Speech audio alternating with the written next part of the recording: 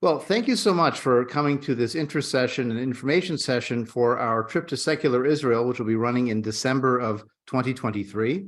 I'm Rabbi Adam Shalom. I'm the Dean for North America of the International Institute for Secular Humanistic Judaism, also the Rabbi of Kol Hadash Humanistic Congregation in North Suburban Chicago.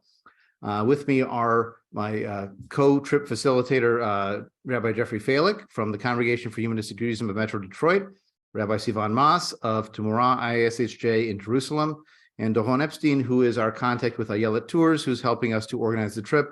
And we'll have lots of logistical questions to be able to answer about flights and arrangements and insurance and all those kind of details.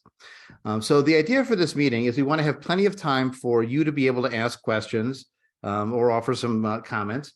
And what we're going to do is each of us is going to just take a few minutes to talk a little bit about what we think is most exciting and interesting about this trip as we planned it and what we're looking forward to experiencing together.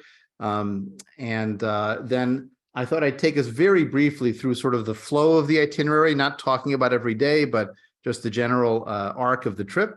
And then we'll stop talking and open it up to you for your comments and questions. Some of you did submit questions through the registration page, and we have those together. We will certainly talk about those in addition to any that people have to ask now. So without any further ado, Jeffrey, do you mind going first? Great. So hi, for those who don't know me, Jeff Falick, here in Greater Detroit. I'm very, very excited and very grateful to Adam for inviting me onto this program for this trip. I've been to Israel dozens of times. I started leading trips in the 1990s. To Israel. I was one of the first birthright, actually it was the very first birthright trip. We did the experimental trips beforehand, but I've also led trips of adults, and one in particular that I put together all by myself. So I know how much work he puts into this. This is an incredible itinerary. You're getting all the high spots, all the high points. You're getting an introduction to secular Israel, which I think is so important now. Particularly those in my congregation who know what we've been talking about recently with the elections, know how much stock I put and how much energy we as a movement have put in encouraging secular Judaism to flourish in Israel with our values and our humanistic worldview. The trip, what's particularly exciting to me, I had a trip planned that we were going to do. I think we were trying it for 2021, and we all know what happened to that. And it included a lot of visits with people from other organizations and other migzarim, as they call it, other groups in Israel, particularly Palestinians, and particularly in the West Bank. And I'm so happy to see that some of that is there, quite a bit of it, actually, without giving any sacrifice, I must say, to hitting the high points of Jerusalem, the north. It looks like a little bit of Haifa, and not giving any short trip to Tel Aviv, which I've often found to be one of the problems with many of the traditional trips. Tel Aviv for me is my ketubah does not have Jerusalem on it, has Tel Aviv on it. Let's put it that way. So I'm excited. I hope that folks from around the movement and around the world will join us. And I'll flip it back to Adam. Thanks, Jeff. I was just responding to a question in the chat that had been directed to me. Is how many people who are in this meeting have been to Israel before? It's an interesting question. I don't know the answer to that. We didn't ask that in our initial questioning, but if you do want to chat in the box, just your name and whether you've been to Israel before, there'll be a chance to get to know who else is in the meeting while we're still going through our introductions. The nice part about Zoom is that you can multitask and you can see the chat and you can listen to the people talking. So just make sure when you're chatting to everyone and not just to one person. And that way we can learn a little bit more about who's part of the conversation. So thank you, Carol, for the suggestion. Thank you, Jeff, for your introduction. And Sivan, I'd love to hear what you have to add. I'm very excited that you hopefully all may be coming to visit me here, and more of you that are going to be listening on this recording. I really hope to see you here in Jerusalem. I think for many reasons. One is that it's fun. It's really fun. This is a fun place to be. I live here because I love living here. It doesn't mean that I agree with everything that's going on here. I would assume that maybe some of the things that are happening in North America you may not agree with, but you're still having fun and you like living where you live. And I don't think a lot of the experiences that we have at home is understood from far away. And I think that being here makes you see it with your own eyes in a way that you can understand it in a way that I don't think is reflected in the media or in academic papers. And therefore, I think that coming here and being here can mean a lot to you. It will certainly mean a lot to me. And I think that what Jeff said before is that experiencing Israel here is something that would benefit you, but it would benefit us because we are struggling. The reality, as you know, is not friendly to secular humanists like us, possibly in many places in the world, but in Israel as well.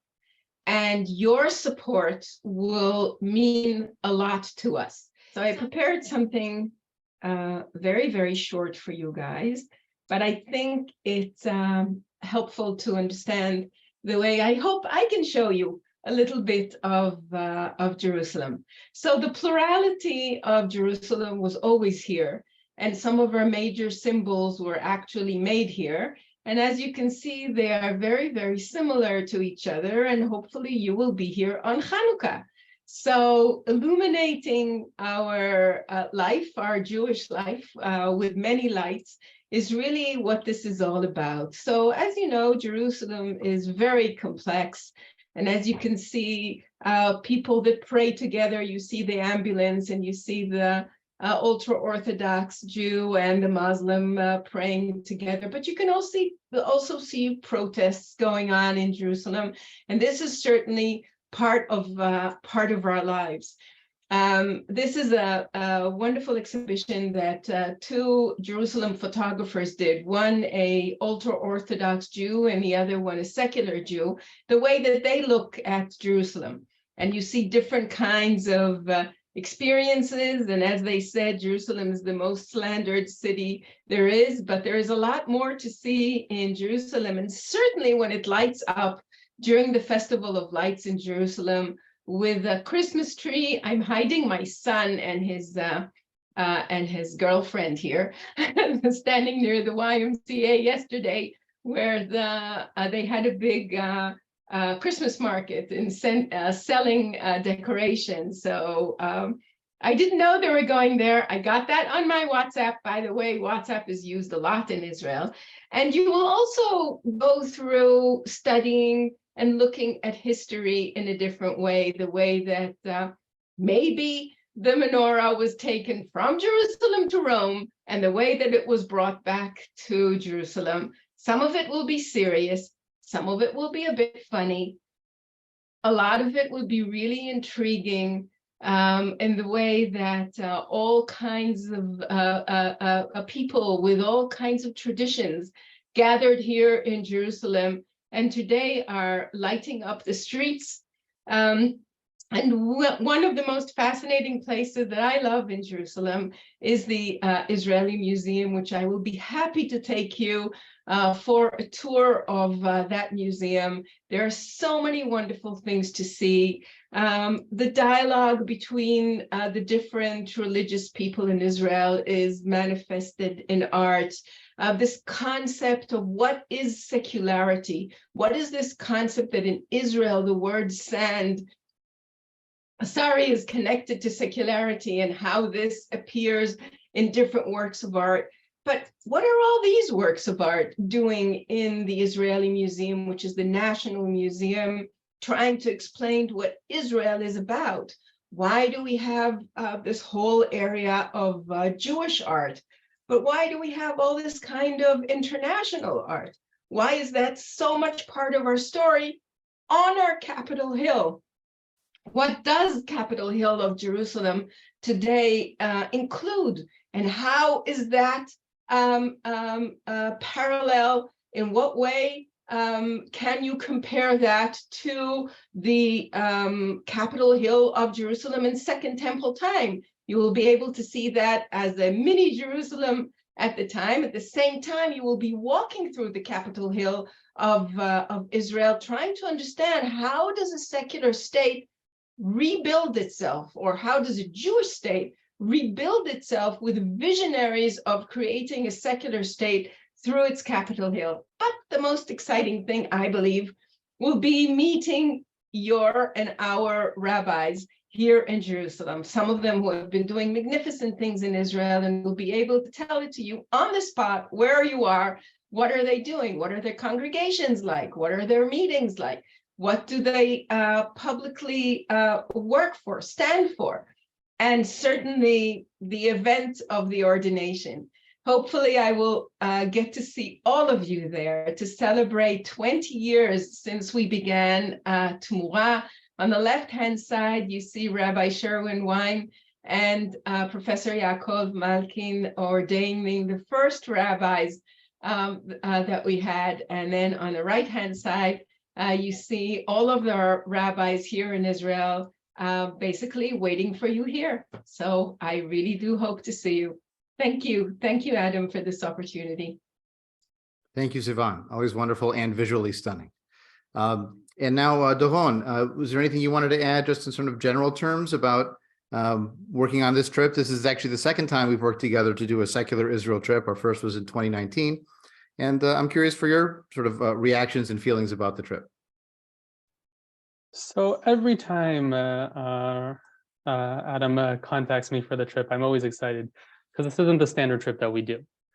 Most of the people most of the congregations who contact us are not secular or humanistic, and it's quite fun to see people to plan something that's different and something that's inspiring, especially given the results of the last elections, which we all seeing the people pinned just explains what we all think, and what's going on now in the building a coalition, which really brings more into what you're actually going to see, because not only are you going to see what 3 years ago was seen in a place that probably was a little bit easier, although not so easy for secular Israel, but it's actually a new meaning to it.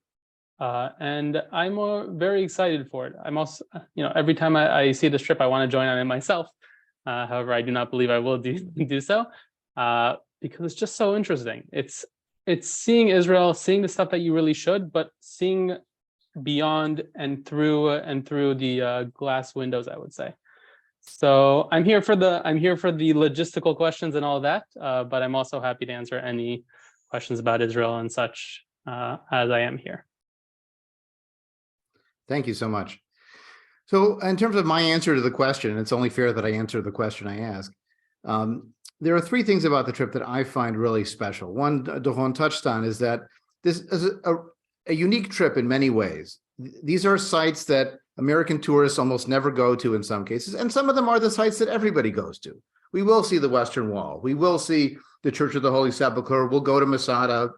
We'll see the Dead Sea. These are things that most trips would do. And if this is your first time going to Israel, you'd want to see those sites. And even if you've been to Israel several times, there's more to learn from those sites, from different perspectives and new ways to experience them. But this also is a trip that goes to sites that are not on the general itinerary. The archive of celebratory kibbutz materials that's at Beit HaShita. The city of Tel Aviv that, as Jeff said, often gets overlooked in these tourism journeys. A multi-ethnic Arab-Jewish community center in Haifa that was actually founded by Yaakov Malkin, who helped to found our movement institutions in Israel.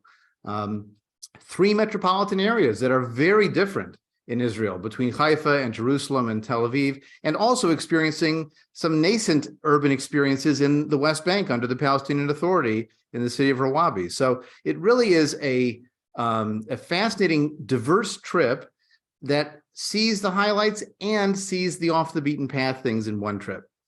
The second part about the trip I find very important is that we secular and humanistic Jews, even here in diaspora, whatever that means these days, we say we're connected to Jewish peoplehood and Jewish culture. Well, you're hard pressed to find a more diverse and expressive collection of the varieties of Jewish peoplehood than you'll find in Israel, all in one place in a relatively small area. It's about the size of New Jersey, but you'll see the diversity of Ethiopian Jews, North African Jews, Iraqi Jews, Central Asian Jews, European Jews, Russian Jews, American Jews, and we've all come together in this context to argue with each other, but also to create together and to create next to each other and to combine these cultures together. You'll see their foods, you'll hear their music, you'll experience their diverse cultures. And if we are connected to Jewish peoplehood and Jewish culture, then this should be a part of our curriculum. This is part of our expression of our identity. And you will find this a very meaningful, if a secular Jewish experience, to be part of this trip and to have that experience. And finally, particularly looking at it from the lens of our organized movement of secular and humanistic Judaism, these are our roots in a very important and meaningful way.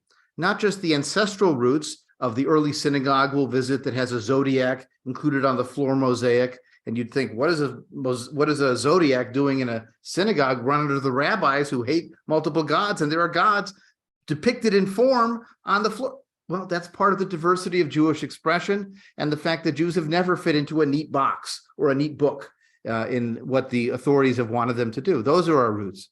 But also more directly, the roots of the creative secular Jewish culture established and deepened in Israel over the last 100+ years. That's our culture. Many of the songs that we sing in our communities came from that experience. And the Kibbutz archive is actually one of the more inspiring stops we'll get to, because we'll see people doing in their Haggadot for Passover the same thing we do in our Haggadot for Passover even today. So that sense of roots I found very meaningful on the trip. As with Jeff, I had been to Israel many times, but this 2019 secular Israel trip, I saw things I had never seen before and been to parts of the country I had never seen. And it was wonderfully meaningful for me. I'm also excited for this trip because there are still things I haven't seen that are on this itinerary, in particular, the newly redesigned Tel Aviv Museum of the Jewish Experience, which it was just recently reopened after a massive reorganization. And it's very exciting to have a chance to see that at the end of the trip. In some ways, I was joking with Devon that we start coming to Israel to experience Israeli Judaism, and we leave on our last day seeing what Israel thinks about everybody else. And that's where we're going on the way out the door. So I'm very excited to have a chance to talk about the trip and to get into any details that we might have. Here's a quick review of our itinerary on our tour to secular Israel. Again, we're leaving December 10th, returning December 21st in 2023. We'll be there over Hanukkah, of course.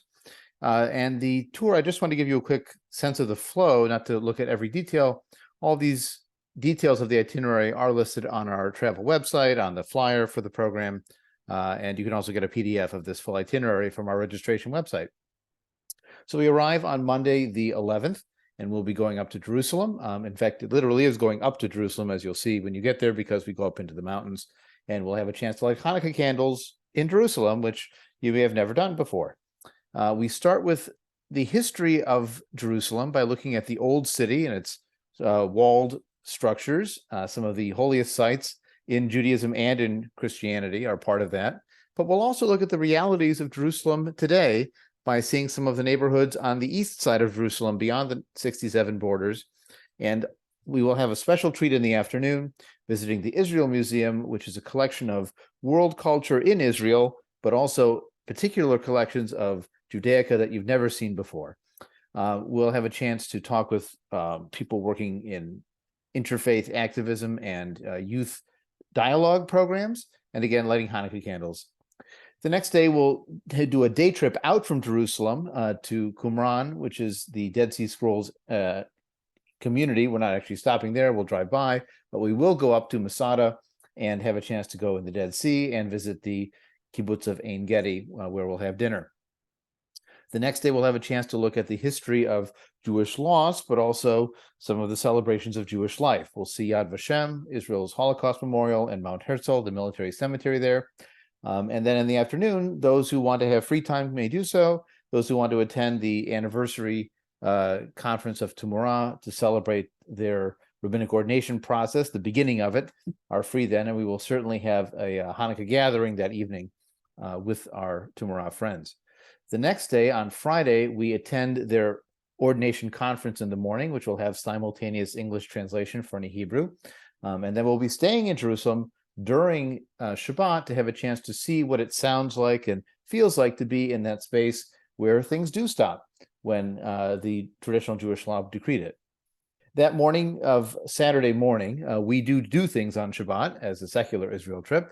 We're going to be traveling to Caesarea, which is a former Roman capital, beautiful ruins there that have been uncovered. And then we'll go into Haifa, where we'll have a chance to visit an Arab Jewish cultural center and the Wadi Disnas Arab Market, which is a beautiful little gem, and we'll be in Haifa for the night there. The next day, we have a day trip out from Haifa in the north of Israel to visit Zipori, which was a very important city almost 2,000 years ago, including a beautifully preserved synagogue. And we'll also look at the first kibbutz, so defining Jewish community in different ways outside of that heartland of Jerusalem. And we'll have a chance in the afternoon to visit Kibbutz Beit HaShita with a beautiful archive of secular Jewish ceremonies created by the kibbutz movement over the last 100 years. The next day, we will be checking out of our hotel in Haifa and going into the West Bank. We'll have a chance to visit a new Palestinian city called Rawabi.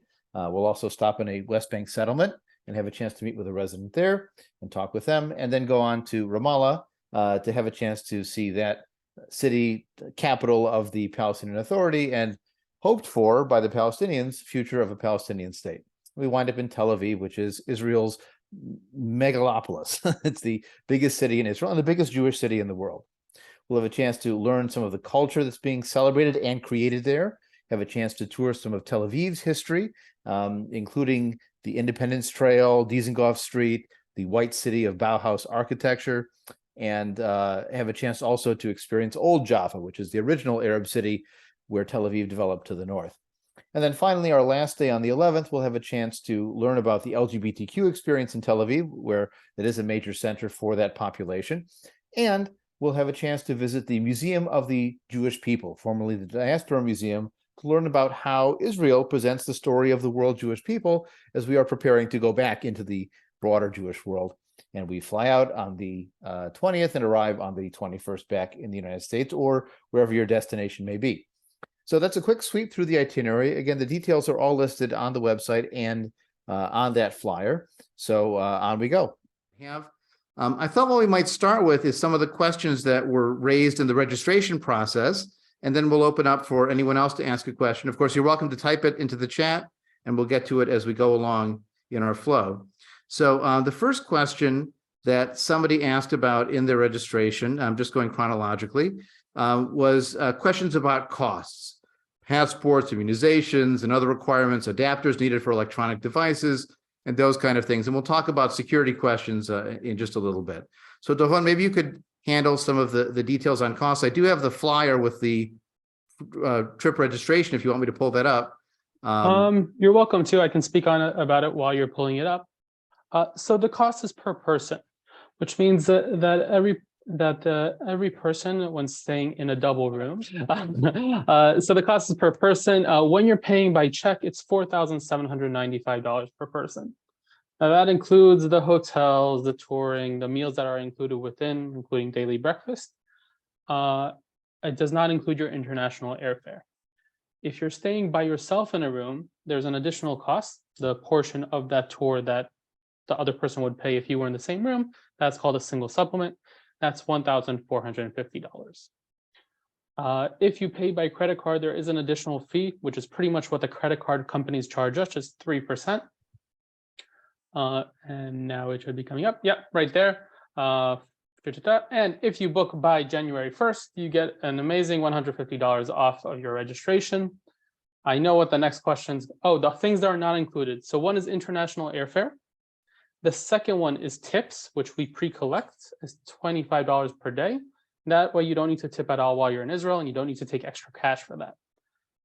So tips, that, and insurance. Should you like, you can book the insurance through us. The way that it works is an incremental amount. Okay, so you can cover between 4 to 5 or 5 to 6 or 6 to 7. You can also insure your airfare with us as well. For most of the people here, it would cost around $435 to $498.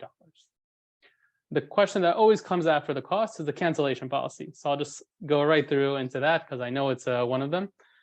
So if you cancel up to 120 days before departure, okay, so up to 4 months before you're supposed to get on the plane, you will get everything back, unless if you pay your deposit by credit card, and then it's everything but $25 per person.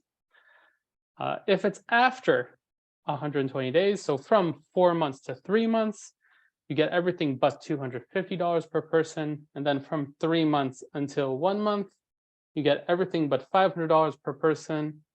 And then after that, it's all gone. Or not all gone, because if you got insurance, which we do recommend, you should be able to get reimbursement from the insurance, because the only reason you wouldn't want to go is because you really can't. So that's the cancellation policy. What was other questions along that? Like passports, immunizations, those kind of Yes. details. So passports, you need to make sure that the date of expiration is 6 months past the date of your return to the country. Okay, the place where it's checked is by the airline.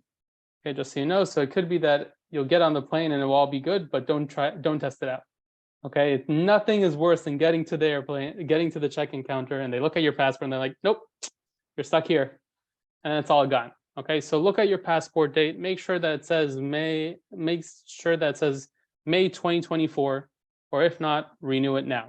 Okay, it takes a long process. It's a long process, especially now in the US. And once you do it, you have it for 10 years. So that's what's needed for passport. If you do have an Israeli passport, which from what I read in the comments, there is no one like that, you would have to enter with your Israeli passport, and then you have additional taxes and stuff like that. So that's what it is to be an Israeli. I'll also add that Ayelet is wonderful in giving the tour participants a guide to traveling to Israel. It details the kind of electronic adapters you need to charge things, and tips for daily traveling, and how to handle the air flight and everything else. They're really wonderful in providing that sort of logistical detail orientation as you get closer to the trip. And they're always available and very responsive. If you have questions, email Doron or one of his associates, and they're happy to fill in some of those details for you. Indeed. And the last one was the adapters. So I will say Israeli adapters are the same ones that are in Europe and Singapore. It's a two-pronged C outlet. Okay, so it's those small adapters. Don't buy the $30 ones that you have in the US. That's a ridiculous waste of money. They cost 10 shekels in Israel. So $2 to $3. If you don't have that, most of the hotels have 1 or 2 extra as well. Okay, so do not buy the $35 ones.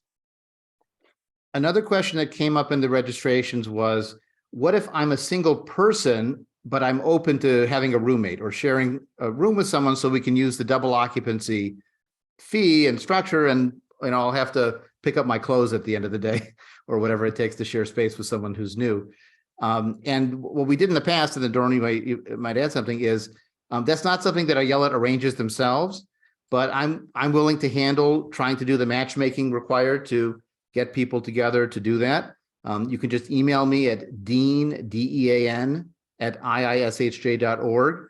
And do give me like your name, maybe an age range. I don't need your exact age, but like a ballpark, and gender. And then I'll try to match people up as we can, so that as many people can come on the trip as possible. Plus, honestly, having a roommate for a week can be a way to get to know somebody very well, either for good or for bad. But that is something we do want to facilitate if possible, for people that are looking for a roommate, we will try to match you up. Yes, I would just say first thing is register. And we'll also send Adam the list of people who registered as trying to share a double, okay, without a single supplement. And then we'll do our best. If there isn't anyone, then we will need to charge a single supplement. Or the Institute will figure out a way to maybe split the difference, or we'll work out something to make sure it's happening. One other question that came up a couple of times in the pre-registered questions is the question of security. And how do you make decisions about where to go, and what implications are there for the new government in place? Is that going to make it a more dangerous trip? we're going into the West Bank and we're going into Arab houses in Jaffa and so on. Is this a concern, and how do you address that concern? So this Doron answers, I'm sure, all the time, and I'm happy to have him do that. Well, to tell you the truth, this is the first iteration of how will the new government affect the security. But I'll go for it anyways. Okay, so we've been in business for 37 years. Okay, and there's a reason why, because we have kept a gold rule. The gold rule is that no matter what happens, we don't send anyone to a place that we wouldn't send our kids. Okay, so that's the rule. If we find it's a little bit dangerous, we're going to cancel the trip, and we're going to go, not the trip, we're going to cancel that day and move it to another day should it be, or rearrange it along with the tour leadership in order to make sure that you still have the best experience without any risk. There's no question about it. We are in daily, if not hourly, connections with the Israeli security forces, and we really do talk to them all the time, especially on days like going to Rawabi, which is in the Palestinian Authority, and on days where you do go into places that are a little bit more contentious. To date, last month we sent 3 buses into Rawabi, and there were no problems. Okay, and I hope that it will continue to be the same. Okay, and I don't see for the foreseeable future any change in that. That being said, it is Israel, and Israel changes on a daily, if not hourly basis. So it could be that tomorrow it's going to be funny that I said this today. Let's hope not. So we've had a couple questions in the chat, but one I do want to address that was emailed before and has also come up in the chat is the question of flight information. Is there going to be an attempt to make a group flight on some level from some location? Obviously, people are coming even in the Zoom from all over North America, and we may even get some people from Europe or otherwise interested in coming. So is there a plan or discussion of doing some kind of group flight for those who are able to get to New York or get to Philadelphia and fly from there? And then the second question is, when will people have an idea of what the flights are going to be?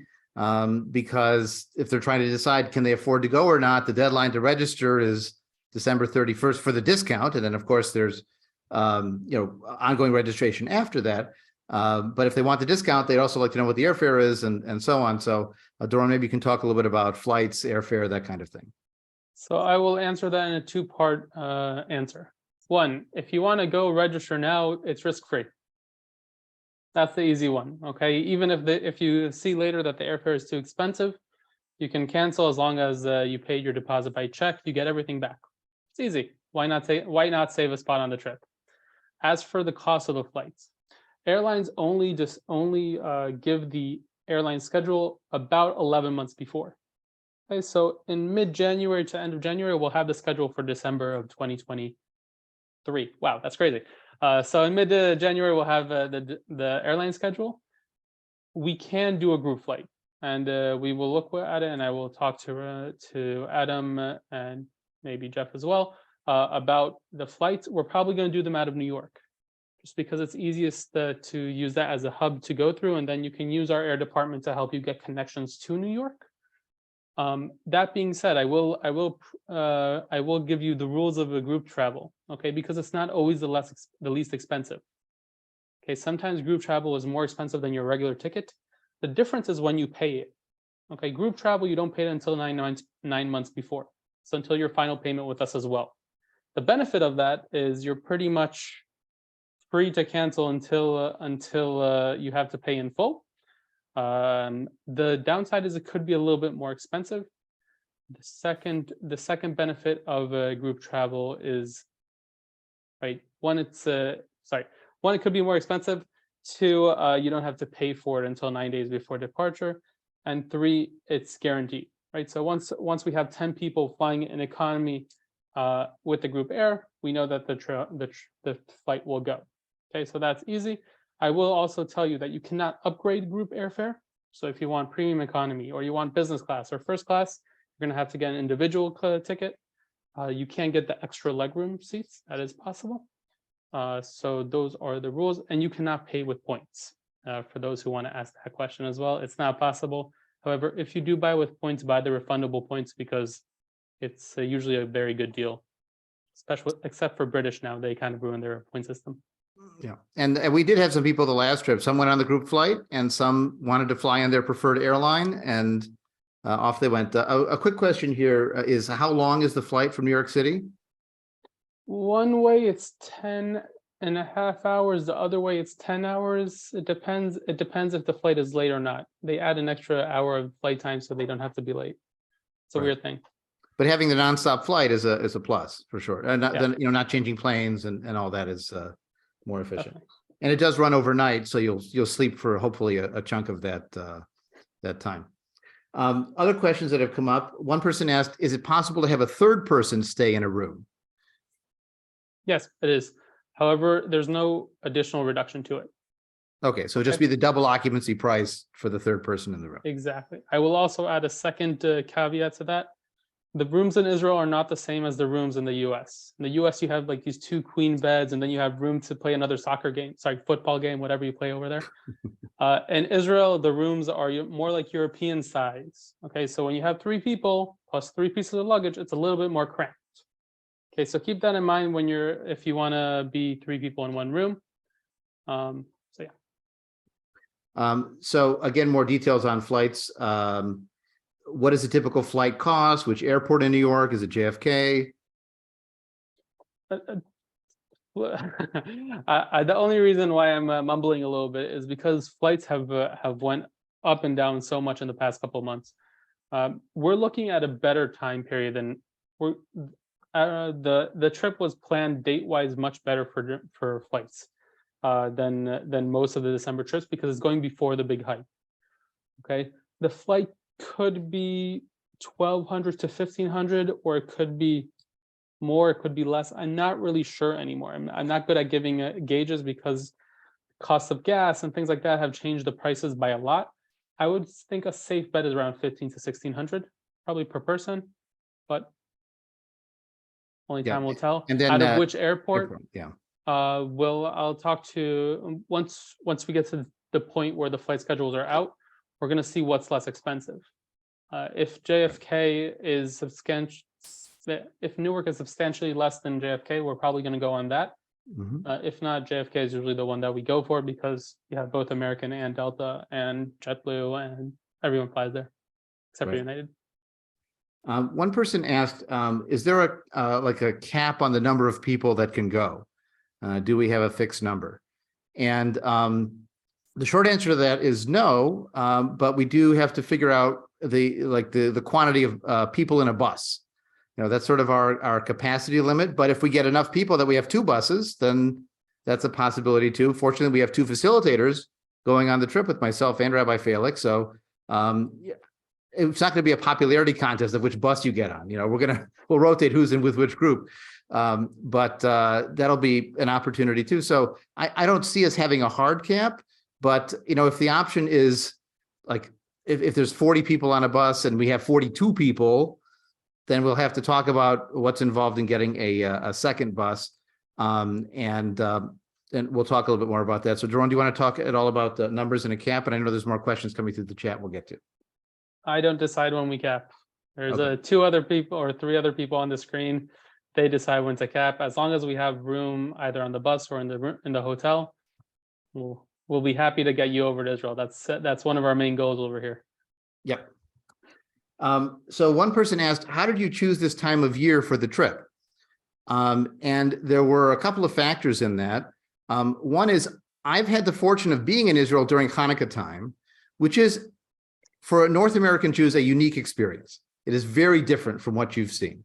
And I don't know, Jeff, have you been there in December? Do you want to talk a little bit about what's different about that? I've actually found over the last decades there, it's gotten more widespread and feeling a little bit more Americanized because the kids are off of school and there's very child-centered in that sense. But I find it's a very wonderful time of year. You'll get every kind of sufganiya that anybody ever imagined. And you'll see, lots of people off with their children doing all kinds of activities. And it's a good time, I think, also to explore secular issues around Hanukkah and what it means to be a humanist at this time of year. Because as many of you know, the story we learned is not the story that actually happened. And there's some humanistic learning around that. And also, I do want to say this. Sivan has a presentation about Chanukiot. and about their relationship to everything in Jewish identity that cannot be more appropriate than at that time of year involving the Israel Museum. They highlight, even when I saw it in the spring, but for that alone, I would go to Israel at Hanukkah time.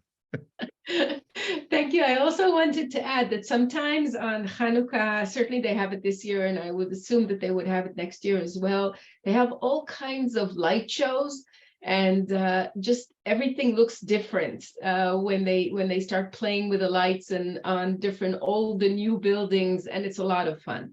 Particularly like the signs over the highways where they put big Hanukkah, where it tells, instead of the distances to cities and exit names. Well, this is the amazing part going there from North America, where you understand how big Christmas is here. It's Hanukkah there. It's not the Chabad menorah in the town square or the little small section at Target with like 3 options of what to. This is the major production. And it really is sort of a culture shock on some level. You may even find yourself humming Christmas carols once in a while because you're not hearing them on the radio all the time anymore. It's a very different experience. And I also wanted to add that one of the Hanukkah nights, we will be celebrating just before the ordination. And we will actually have a real Hanukkah party. So it will be a special kind of Hanukkah. And we have scheduled into the days actually doing a menorah lighting as part of the program at the end of the day. So if you've never lit the menorah in Israel, and we might even make sure to get you an Israeli dreidel with a different letter on it than you're used to seeing, because it's in the season. So one person asked about the role of the rabbis on the trip. I'll just read the question because it has some detail. Will Rabbi Shalom and Rabbi Felik be lecturing to the group, providing informal commentary throughout, or some other method of educational content? Will there be a recommended reading list? Are we going to have any pre-departure meetings with the group? Well, I mean, having a pre-departure Zoom meeting is a great idea, and we'll absolutely do that. We don't want to make it like a class that you have to do homework in, but it's an opportunity to learn and explore more and just to get to know each other a bit before we all show up at an airport in Metro New York. The model we followed last time, I think, will be similar to what we did this time, what we're doing this time, where we'd have a morning meeting before we leave.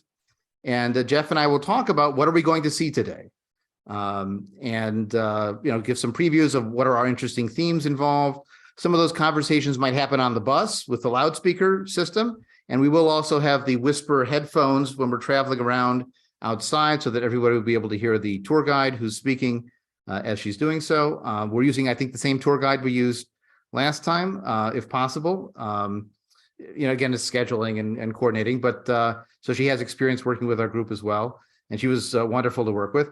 So we'll set up the day, but then the tour guides, the specialists will cover the specific locations. Sometimes we'll have a tour guide specific to where we're going. Sometimes our general tour guide will lead us through commonly visited sites like Masada or Caesarea on the coast. But we also are there as we go along. As we go along through the day, we'll be there to answer questions, add in some input and so on. And then at the end of the day, we do kind of a debrief and say, what did we see today? What was the most interesting thing that you saw? What are some follow-up questions that you might have? And we'll have a chance to process after the day as well. And we'll be there for meals and chatting. I mean, part of the point is to socialize too. Last time we did create a reading list in advance for those who did want to read some novels or some nonfiction analyses. We'll have to update the reading list because, of course, a lot's happened in 3 years. And Jeff and I will work on that together to come up with some recommendations, even a YouTube video viewing list or a podcast listening list. We don't have to only do books after all, because there's many ways people experience the world. But yes, we want this to be both a social experience and a personal experience and a learning and community building experience. Fortunately, that's what we do for a living, and it'll be wonderful to be able to do it together. And I'm really looking forward to sharing it with Jeff and having our different takes on the issues. I think will provide a nice, multivocal perspective on what we're going to see and then what we've seen at the end of the day. Sivan, did you want to add something? Yes, and in some cases, you will meet local rabbis who live in the places that you're going to visit. For example, if you go to En Gedi, you're going to meet Rabbi Amani, who lives in En Gedi, and is going to give you a take of what it's like to be a secular humanist rabbi living and working in En Gedi. And when you'll go up to the north, you'll meet some more. And when you'll be in Jerusalem, so you have another take on with the local native rabbis. So other questions that have come through, what about access issues in terms of time and distances and stairs or climbing, walking, hiking, those kind of questions for mobility issues? The itinerary is very packed. Okay, it's not a laid back vacation. You're not going to find yourself sunbathing. Well, it's December anyways, but you're not going to find yourself sunbathing. That being said, most of Israel is quite accessible. Okay. I recommend to anyone who does have physical limitations to set up a time with me, and I'll actually go through the whole itinerary with them and tell them, listen, this is where you won't be able to join. This is where you will be able to join.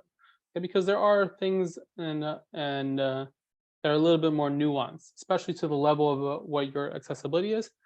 The second thing is, you're not signing up for boot camp. You're signing up to go and learn and to enjoy.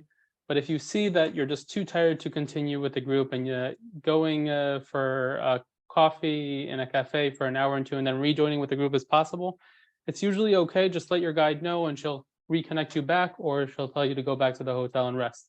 It's fine. I went through boot camp once. I don't do boot camp to my customers anymore. So that's that. But mostly accessible. If you do have problems, wheelchairs and things like that, talk to me personally and I'll go through everything with you. As I often say to people, even a big museum can be tiring when it's all flat floors, and occasionally there'll be museums that will have wheelchairs available that we can use for those who need them. But that's not the same as crawling around a site with an old synagogue on it. That's a little more uneven ground. And so you know yourself better. But again, Doron is a wonderful resource to be able to pick his brain on whether this is going to be a comfortable trip for you. And the other thing that we do is, since we have multiple facilitators and a tour guide, one of us will always play sweeper at the back of the group and make sure that we're moving along and not getting lost and everyone's together. And that worked out really well the last time. So everyone was able to access it. And if people needed an afternoon off, that's fine too. Speaking of that, we had a question about how much free time is there if you have friends that live there or want to visit them. Those are possibilities. In fact, the last time we had someone who missed us for a day and flew down to Eilat because she had one of her closest friends there and had her own separate trip that Eilat organized, and she rejoined us later in the trip, and that's certainly possible. We do have some open time or optional time around our time in Jerusalem. So for people who want to see other sites in Jerusalem or go shopping or do things like that, that's certainly available. And again, as Doron said, if you want to take an afternoon off to not do our outing, the tricky part will be, where are we? If we leave in the morning and we're changing cities, you can't just pop out in the middle. But if we're based in a city and we have a little extra time or an itinerary item you're not as interested in and you choose to go somewhere else, as long as we know, then that's certainly workable to do. Again, as he said, this is not boot camp. You're not required to do everything on the itinerary. So there is some flexibility there too. And you can always do an add-on trip before or after if you come earlier or you stay later. Some people might want to go to Petra in Jordan or to see other sites. And again, Ayala can be very helpful with those kind of arrangements. Jeffrey, you going to add something? I was going to say going early and staying late is a good option. Yep, exactly. Someone asked, is there an age minimum? I would love my 12 and 14-year-old boys to get this experience. Now, we don't formally have an age minimum, but the trip is being pitched to adults. So it's not organized as a family trip and it's not organized as a teen or youth trip. So some of the venues may be less interesting for them. I don't know what their museum tolerance is, for example. Some kids are great and they'll spend 3 hours in a museum, and some kids will spend 45 minutes in a museum and then they're done and they want to go do something else. So again, you know them better than we do, but you'll have to keep in mind, this is them experiencing an adult trip. So if you think that they can handle that, that's up to you. Obviously, they're your responsibility to keep track of. And Doron, I don't know if you wanted to add anything else about the idea of bringing teenagers along on this kind of a trip. And if they're 12 and 14 now, they'll be 13 and 15 next year. I think it's very dependent on the parent and on the teenager. I know teenagers that are more mature than I am, and I know teenagers that are less mature than my 3-year-old niece. So I don't know what to say. If you feel that your children are mature and will be able to handle the topics, then I believe it's a very good way to deal with the issues that they could hear about Israel you're Jewish, you're Israel, this, so, while in school or in college. If they're not that mature, I would not recommend. And as I said before, feel free to contact me. I just sent my email in the chat, and I'll send it again a little bit later. And I'm sure Rabbi Shalom will send it as well in the email after. And I'm happy to discuss it with you, and we can get to a good emek hashaveh. How do you say that in English? Equalizer. Meeting point. Thank you. Yeah. Another question that came up is the hope to offer this sort of trip every year? The answer is no. This is a lot of work. And doing it every 2 to 3 years is much more realistic. And if we even do that, I mean, this is sort of taking advantage of the pent-up desire to get out of the house, post-COVID. And so we're excited that there's so much interest in this. But it's not something we're going to be doing all the time. So if you want to take this trip and you're in a good physical and financial place to do it, don't put it off for a few years. We don't know what the future will bring in many ways. So it's very important to take advantage of the opportunity while it's here. Someone asked, what will Friday be like? I assume that has to do with Friday night, Shabbat, and so on. We will be doing a Kabbalat Shabbat, a welcoming of Shabbat ceremony, a brief one, at the hotels where we are in the evenings where we're there for Shabbat. But Saturday morning, we're touring. We're still doing things. It's, in fact, one of the advantages of a secular Israel trip is that we can be moving on Shabbat and do and see things, and it'll be a lot faster, less traffic and less crowds, especially in Jerusalem. So that'll be part of what makes this trip a secular Israel trip. You'll certainly see Shabbat in Jerusalem, and you'll see the difference and hear the quiet and so on. That was important that we included a Shabbat in the Jerusalem setting to see what that's like. But that doesn't mean we stop. We keep going even as we're celebrating Shabbat together. One other question was, Doron put his email in the chat if you want his email directly. Are you free to go out after dinner? Yes, this is not, again, it's not a boot camp. You don't have curfew. You are adults and able to do that. And we'll have city maps and so on, so you'll be able to see your way around and where to go. There are cabs at the hotels. I mean, you are available to do that. Sometimes we will have an after-dinner program. Occasionally, we have a guest speaker who's coming, for example, in Jerusalem, who works with an Arab and Jewish teen program called Kids for Peace, trying to build bridges between the communities. He's originally from Australia and made Aliyah to Israel. So it's a wonderful program. And again, you don't have to come to that in the evening. If you want to go out and do something else, you're welcome to. But it's something that we hope you'll take advantage of because it's valuable. Someone asked, I used traveler's checks years ago. Do you recommend credit cards for most transactions? Credit cards, much better than any other form of payment. Visa or MasterCard, widely accepted in Israel. American Express, somewhat. Discover, don't bring it into the country, it's useless. But no more travelers checks. It's a thing of the past. It's also a better exchange rate than taking cash and changing it into physical cash. That being said, you do need some physical cash. Okay, so about 200-300 shekels worth, $100 worth per person is good enough. Everything else, just swipe it. I often just change the money at the airport just so I have it there and I don't have to deal with the bank and all that complications. Someone's asking, is a goal of this trip to bust mythologies? Well, that's part of our secular mission, right?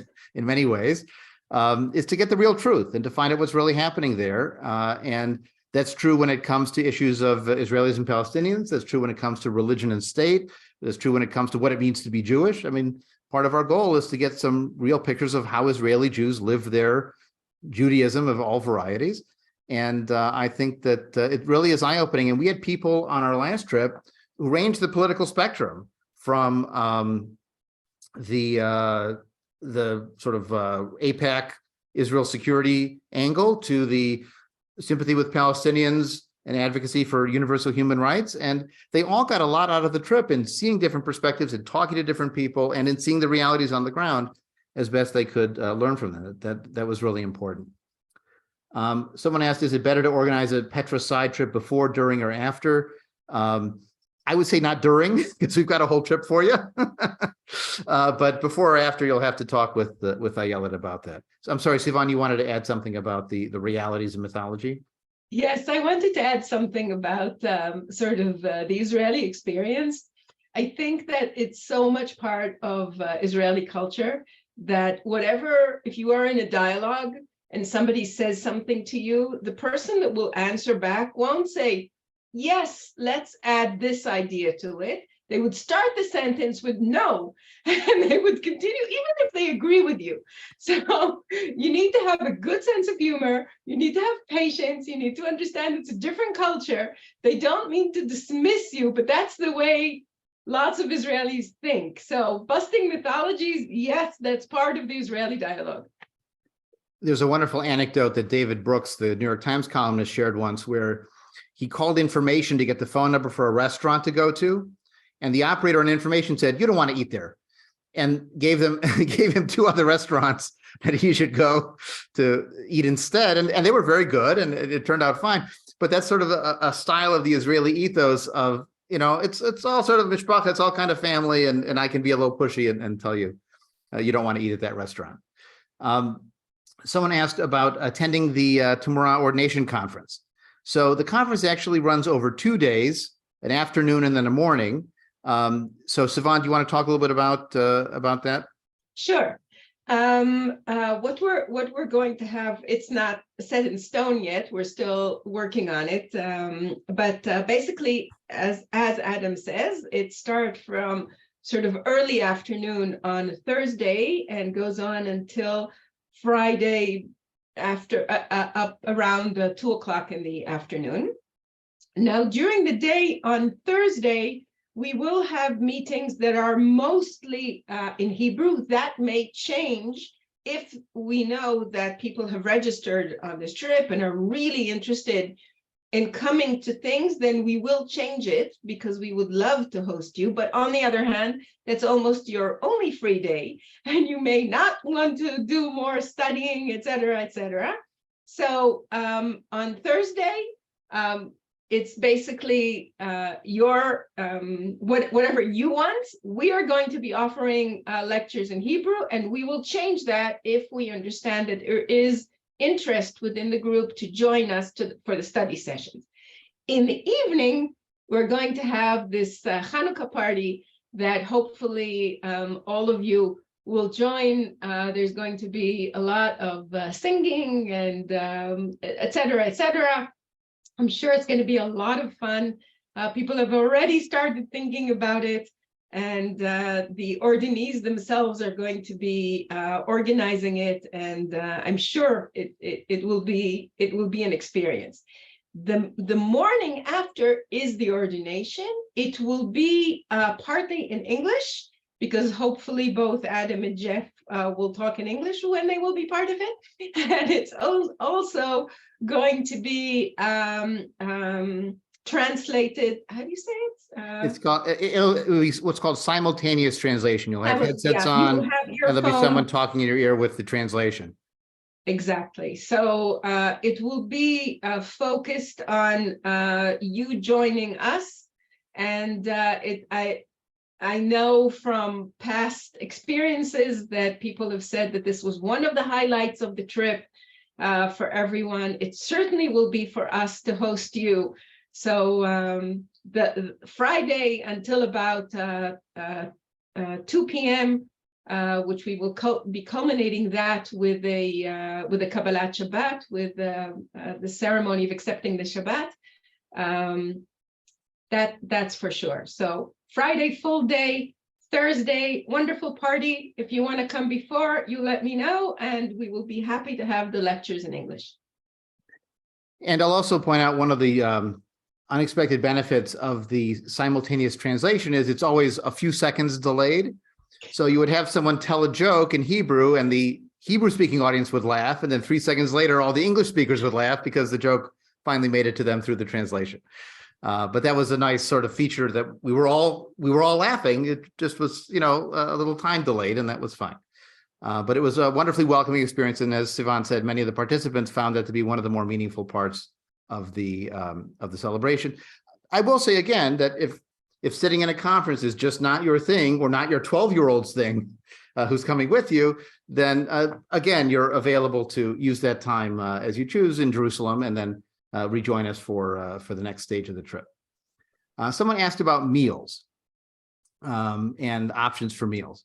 So there are a number of days where we have food covered for you. There's a farewell dinner at the end. We're traveling into a West Bank settlement and having a meal there to talk with some of the residents, or at least one of the residents there. We have the home hospitality dinner in Jaffa that's covered. So some of the meals are included in your package price. And other days we're out and about and we'll find a falafel stand, or we'll find a hummus restaurant, or we'll find some availability that's there that can handle the numbers that we have. Often for dinners, what we'll do is we'll find out who's interested in eating together, and we'll arrange a group outing, and you're responsible for your own ticket for that.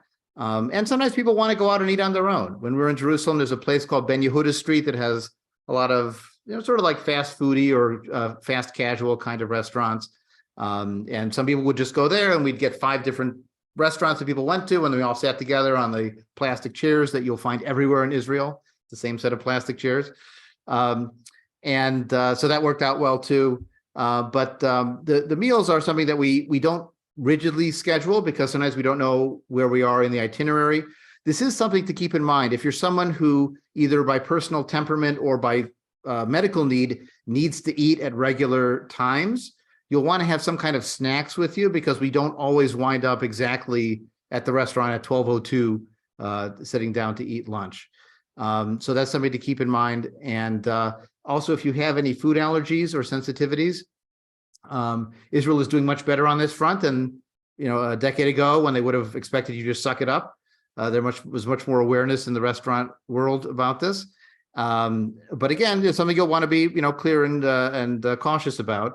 It depends on what your allergy is. Some foods are not as common in the Israeli menu that are more common here. So it really will just depend on what your particular sensitivities are. Doron, did you want to comment at all any more about meals or food? If you do have a sensitivity or a dietary restriction or allergy or something of the sort, please, when you register, write it. There's a spot where you write it in. That way we can make sure that you also have that solution when we're providing the meal for you. That being said, you can walk almost everywhere in Israel. You have a solution for almost everything. If you're a vegetarian, falafel fits that. There's a lot of options. Completely. Vegetarians will love it. If you're a meativore, shawarma goes on the other side. And there's so many things everywhere and beyond, especially in Tel Aviv, which you can have pretty much any dietary desire of your life. So I think Israel's at a very good situation for all those with dietary restrictions. We haven't had problems for the past couple of years, even the years before COVID. So just let me know, and if it is very odd, as I say, always call me and we'll discuss it and we'll find a solution for you. We always have solutions. Actually, one of our participants was lactose intolerant, and he had the best trip of his life, because anytime we had a meat meal in a hotel, he knew all the desserts were dairy-free because of the Jewish dietary laws that the hotels have to follow. So he could eat he had like a plate full of desserts because he could eat everything, where normally it's so cautious because of the dairy issue. So some possibilities are opened up. If you're vegetarian or vegan, it's a wonderful place to be. Again, we'll just have to be cautious and be forewarned and forearmed. And I also suggest that every time you hesitate, don't, and ask where you're at. They're very helpful when you ask, so make sure you do ask. All right. Well, thank you again for your time. I want to thank Jeff and Sivan and Doron. Yes, please, Sivan. Adam, there was another question here from Jessica Wolf, I think. Yeah, I just wondered whether once we register, it's necessary to buy insurance within 2 weeks. That's my understanding from other trips. So I thought it would be important to know. Thanks, Sivan. Yes, Doron. I'll take this one. So if you're taking a private insurance policy, then yes, it is mandatory. If you take our group insurance policy, you only need to pay it with final payment. So at that 90-day period, that's when it needs to be paid. So as I said, you're pretty much risk-free for paying by check, including on the insurance part, if you take the group insurance policy. Are you going to be sending out information on the insurance? Is it just travel? Is it just medical insurance, or is it travel insurance as well? It's medical and travel insurance. Can you send out information on that so we? I believe, yes, we can, and I'll make sure that I send it to. So Doron has everybody's email addresses from the registration from signing up. I can send it to you again if you still need it. But Jessica, for sure, can be in touch with you directly on that. And if you have any questions, again, Doron's email is in the chat. I believe it's just doron@ayelettours.com. Doron@ayelet.com. Even easier, doron@ayelet.com. And he'll be happy to connect you with whatever detailed information you want. Someone else asked about options for add-on tours. So there's a million things to see in Israel, depending on what you want to see. Eilat is sort of a beach resort area and snorkeling and so on. That's in the south of Israel. There's hiking in nature preserves.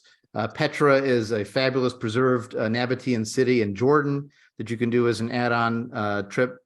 And there's other parts of Israel that we're not getting to that you could certainly go see. Again, Ayelet Tours is your best bet for your options for that because this is what they do. And that's why they're there and why we work with them. All right. Well, again, on behalf of the International Institute for Secular Humanistic Judaism, which is organizing this trip, and my co-facilitators, Sivan and Jeffrey, and for Doron as well, thank you very much for being part of this meeting, and anybody watching it in the future, thank you for taking the time. We'll be really excited to see who signs up for the trip. And remember, even if you don't pull the trigger before December, we're not closing registration. Registration will still be open well into next year. So if you do make the decision later, you're very welcome to sign up then and join us for our trip. Hope to see you, if not sooner, then in the New York airport or in Israel in December 2023. And I'll take the opportunity to wish you a Chag Hanukkah Sameach, a happy Hanukkah coming up here, and next year in Jerusalem. Wrong holiday, but that's okay. Goes with every holiday. Shalom. Shalom. Chag Shalom. Sameach. Laila Tov, Sivan. Sameach. להתראות. Bye. Bye-bye, everyone. Thanks, Adam. Bye-bye.